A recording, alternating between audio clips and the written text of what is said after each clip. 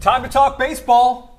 Former Major League scout Jeremy Booth is in the house. Jeremy, good to have you. Love to be back, guys. All right, so with spring training starting this week, let's do this. What is the storyline to watch during this next month and a half for you?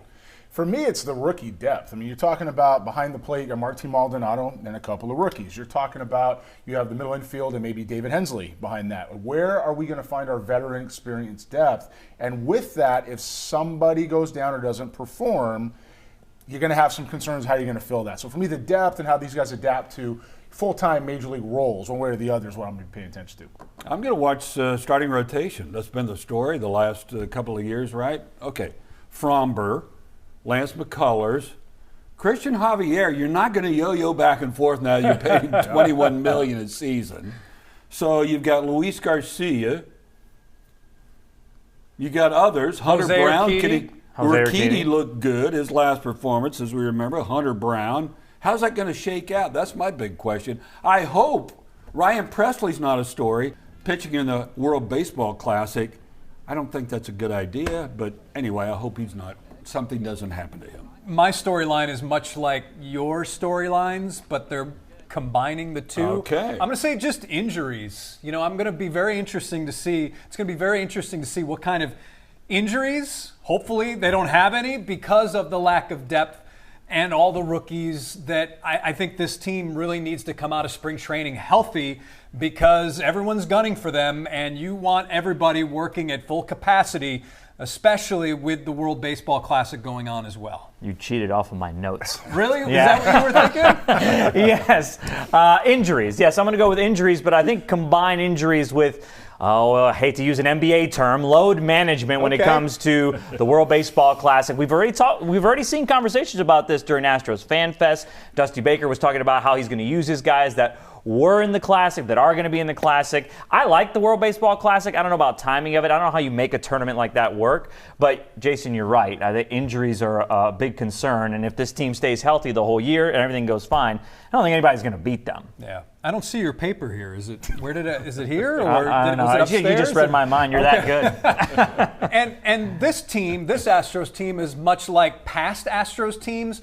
The roster is pretty set. We're not going to see a lot of surprises like this guy's going to get a chance, this guy's going to get a shot, but that's basically what we've been used to and what Dusty Baker's been accustomed to since he got here. Yeah, you know, Dusty's a big my guy manager, right? Mm-hmm. I mean, you look at how look, player loyalty, love that. Oh, yeah. He's one of the best in the game at it, but it's 2023 and not 2022.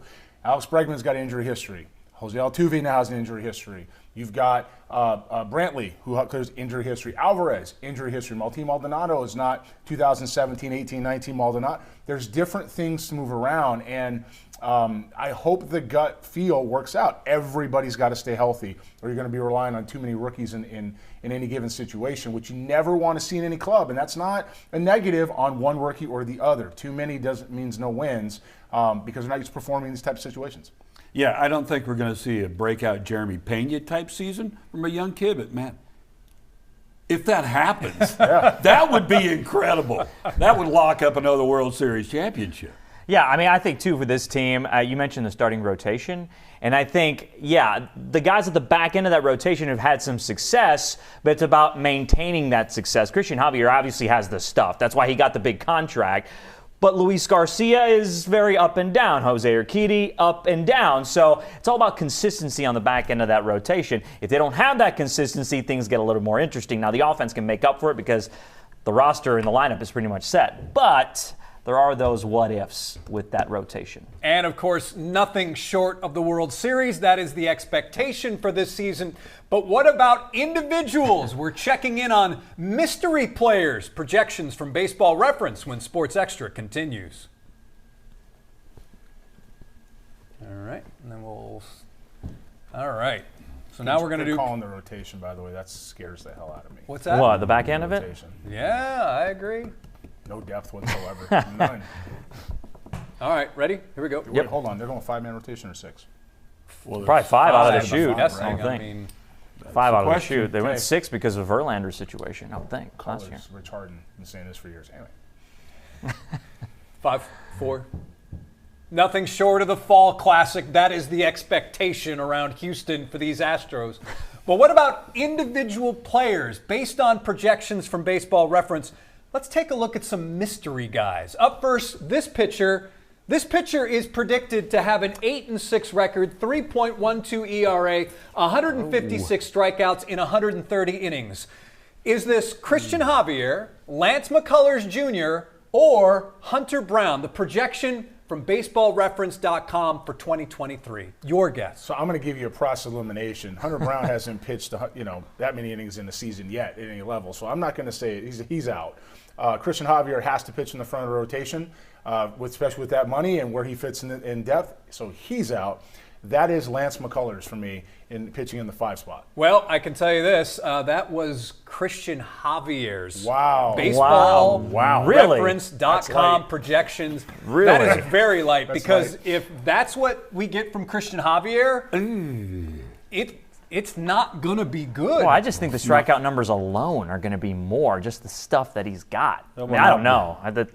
And obviously the projections are based on last year. Sure. But if you have Christian Javier from 130 innings, with Lance McCullers' injury risk that he's had up and down for the last several years, and Hunter Brown never throwing that many innings in a full season at any point, oops. Trade deadline moves. Trade deadline moves. That can't happen. So it can't happen. Wow. You go from 7. What did Christian make? Like $785,000 last year. He's going to $21 million a year, and he would post those numbers. He's got to win 15 games. That's a big whiff right there. He has to win 15 games. Yeah, right? for sure. I just don't see that. All right, now a mystery hitter. Again, projections from BaseballReference.com.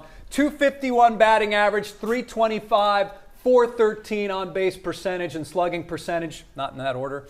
15 homers, 53 runs driven in. So the on base plus slugging would be 738. So a little bit shy of 800. Is this Jeremy Pena, Chas McCormick, or Michael Brantley? That's got to be Chazzy Fizz. That's got to be Chazzy Fizz. I'm going to go with Michael Brantley. Coming off of the injury, 251. I would think the 251, the power could suffer with the 15 homers. No, I'm going to go with Brantley. Jeremy? I don't expect Pena to have the same year he had last year. It's sophomore year. It is, one person in baseball history had him projected to do what he did, and he's sitting at this desk or standing at this desk right now. I'm going to say that he's having a good year. I'm going to go with Jeremy Pena on that, depending where he hits in the lineup. I think that's Jeremy Pena.